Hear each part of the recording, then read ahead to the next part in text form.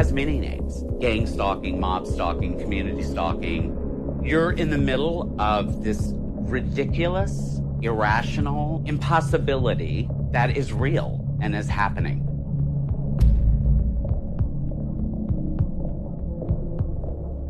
First, The Guardian revealed the National Security Agency is collecting telephone records of millions of Verizon customers. You can surveil someone through their phones, through their, certainly through their television sets. For the last year and a half, he's been systematically followed by a group of people. Does the FBI use drones for surveillance on U.S. soil?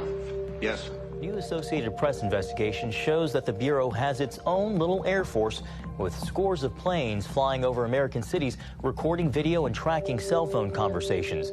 He has a man outside of his house in a hood, like basically like a hood. It looks, and we can. Well, this almost sounds like gang stalking or something. Have you heard of that? Many of the things that victims of gang stalking describe are also symptoms of mental disorders. We're not having a group hallucination. This is actually something that's happening.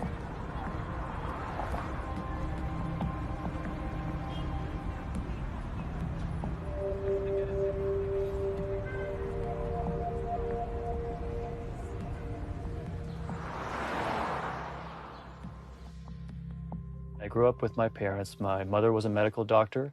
My father was a former rocket scientist turned teacher.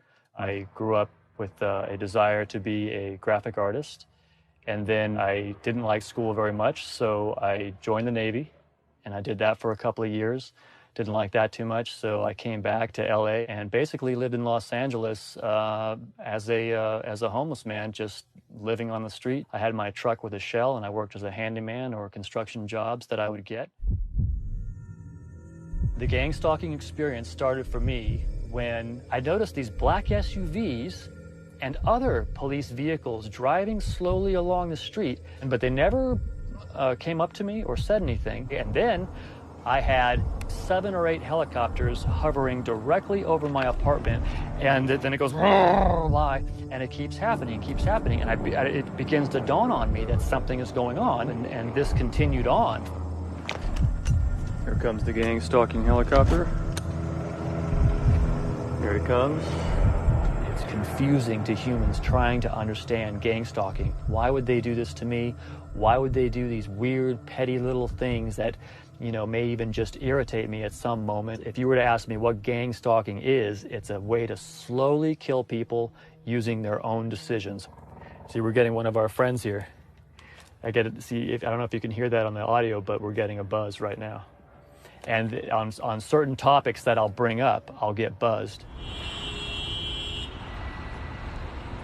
My understanding of gang stalking is that a number of people have found each other on the internet who believe that they are being targeted for harm. So there's this concept of hypervigilance, right? Which is that your threat assessment centers get locked into a position that is too high. They're warning you all the time about things not necessarily untrue, but that you would feel better not worrying about. Being of the opinion that you had to constantly look around and figure out what might be threatening to you, or else your life would be at stake, would lead to you not just seeing connections that weren't there, but erring on the side of safety when you see a connection that might or might not be there.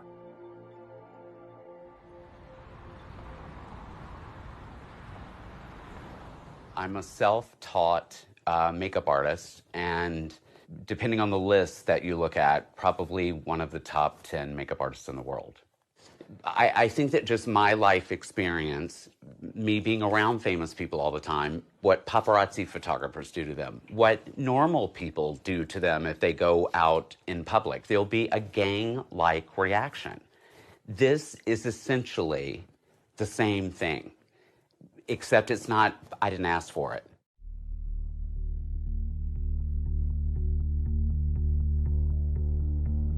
In my experience, it started over a year ago. I had rented a space in Hawthorne, California, and people warned me that as a gay man, you know, it was maybe brave of me to rent this space. I never think about things like that. I didn't know what it was called, Like I said, I just thought that it was bullying. I just thought that it was, you know, people that were just like, get the faggot out of the neighborhood or whatever. When 20 or 30 cars are hazing you on the freeway, behind you, in front of you, on both sides of you, completely controlling how fast you go, whether you exit, whatever you do, this is something bigger than that. I started spray painting their cars on the freeway. I pepper sprayed them. At this time, it was trying to get them to call the police. That's what I was trying to do. I had no other way, I felt like, other than to find out, are these people together? Are they working in this one collective group for the same reason? What they'll do to a particular person in order to stress them out is they'll hit them with the same thing over and over and over again. I would get Los Angeles Police Department vehicles lighting up their sirens and not pulling me over, but zooming around me, almost like a continual tactic. This happened so much that I was inspired to buy a dash camera. I believe it was the very next day, and it was the first time I experienced what I know now is called street theater. And I watched the parking lot literally fill up with cars. And, you know, heterosexual couples would hold hands and like stroll through the back of the parking lot like they were on some 1950s sitcom. People that are trying to look incredibly normal look incredibly abnormal because they're acting. It's not authentic. That was when I first started thinking, it's all of them against me. This is clearly a collective, organized, whatever is happening. If a conspiracy is a bunch of people working together to do something that they don't want publicized, then it would be absolutely wrong to say that the world is not filled with conspiracies. The question is, what does it do for you to spend a lot of time thinking and feeling about the conspiracies that you believe exist? Government has to know about it. How can this can't be like some rogue group operating, you know, some shadow thing and nobody knows about it. I go to the Van Nuys Police Department, I walk in, I say, this is my ID, this is my name. Are you following me or do you have any knowledge of me being followed? Is there a reason for you to be followed, sir? No, there's not, but people are. Who's following you? Well, I don't know who it is. Well, what are they driving? They're driving cars with dealer tags that you can't trace. Well, sir, there are a lot of dealers here. There are a lot of dealer tags. How do you know that they're following you? Very quickly, you see how crazy you sound. I've never been arrested. I've never had a DUI. Anything whatsoever. Whoever is in charge, which is so weird, is spinning this web about what a deviant, immoral, less than a human being you are. That's the only thing that I can think of that would get that many people in this collective effort to get rid of you. This happens to you enough, believe me, you will feel stress. You will get that feeling of helplessness. This is not just like a gang of random people just doing this for, you know, like randomly or without a plan. This is procedural. The psychiatric definitions of delusion tend to focus on really two principles. One is that the ideas that you have are not very vulnerable to evidence. The other is that people in your culture don't share your beliefs. The question becomes, if you can find 10,000 people on the internet who believe the same thing as you, is it a delusion? Is it bizarre? Quite possibly not. If everybody believes this stuff, how is it in any way insane? People just would not believe the suffering that people in this community endure every single day. I've lost just about all my friends. They're afraid to talk to me. They think it's very effective. They think I'm crazy. My family doesn't know anything about it. I don't say a word to them. I don't know if my son knows, and I don't want anything to happen to him. Really, the most important thing that we can do for victims is to connect them with others who understand what they're experiencing, because no one else will. And isolation is really a key weapon that these perpetrators use to bring a person down to the ground, basically.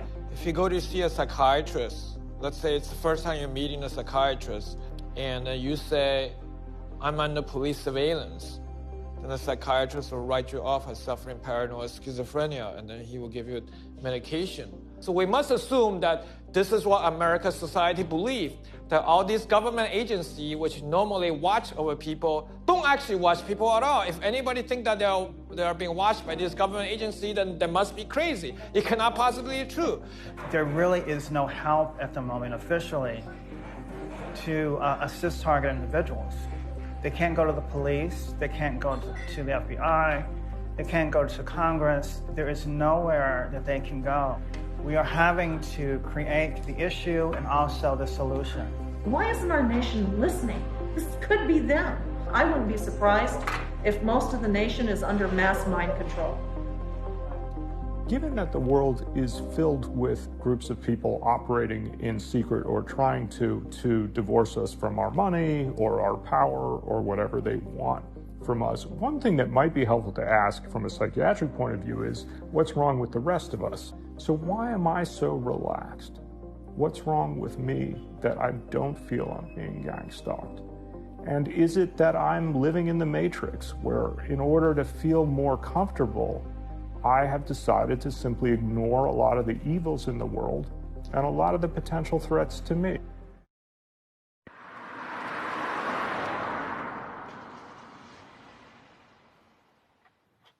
Okay, so what we're seeing here is this scene where the Keanu Reeves character climbs out of the battery vat chamber. You can't see, precisely what it is because of that loss of focus, but you can definitely see that something is abnormal. As you look into it, I drew a picture of what the shapes of those claws are. It looks like a bird talon or a reptile talon. I started searching on conspiracy-type movies, UFO movies, weird movies on YouTube. I came across the reptilian shapeshifter subject. What I can confirm is that there are apparently non-humans, apparently some of them are extraterrestrial, and apparently they have some kind of evil grip on our world. Richard Bruce here, and if you haven't seen my channel before, this is gang stalking for reptilian shapeshifter movie uploads to YouTube. When I uploaded my study, within 15 minutes, helicopters kept zooming over my apartment like there was a drug bust in my building. And then it didn't take me long. I think it popped into my mind pretty quick. Oh my God, is this from what I uploaded to YouTube? Because the whole thing was so freaky at first. Like when you're seeing these non-human features, you're like, oh my God, what is this? What could possibly be going on? They're carnivorous. They are not friendly to mankind. At least the ones that are here. Are they carnivorous? They eat humans? Yes. When I told my family about this, it's almost like I get like a non sequitur reply from a computer. It's like they just kind of look at me like I'm not even hearing this, and I'm really not interested in that. My father, the rocket scientist, the doctorates in mathematics, when I tell him anything about this, one of the main points of discrediting me is saying that you just have to be negative and dark about everything. You have to, because of your own dissatisfaction at being unemployed. I mean, that's a highly, it's an understandable point of view. It's like somebody who's disgruntled with life in general might flock to an idea. Yeah, there's evil reptilians doing it all to us, and that's why I'm so miserable, or whatever, Nobody wants to be called crazy. It's one of the worst things you can imagine. I don't think I or any psychiatrist would recommend that people are convinced that what they believe is not true. The more useful target would be what pain are they feeling in their life.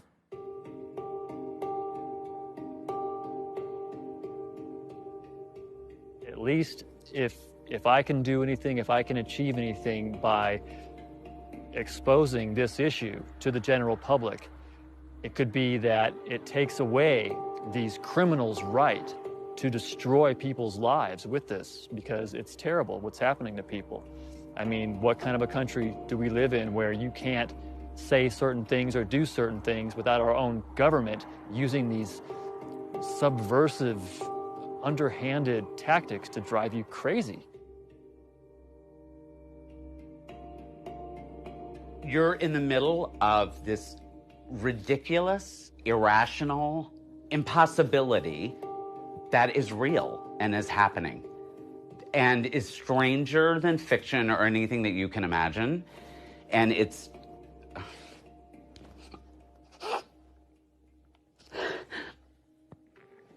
just terrifying. Fuck. I don't want to start crying. It pisses you off. It frustrates you beyond anything that you can imagine. And it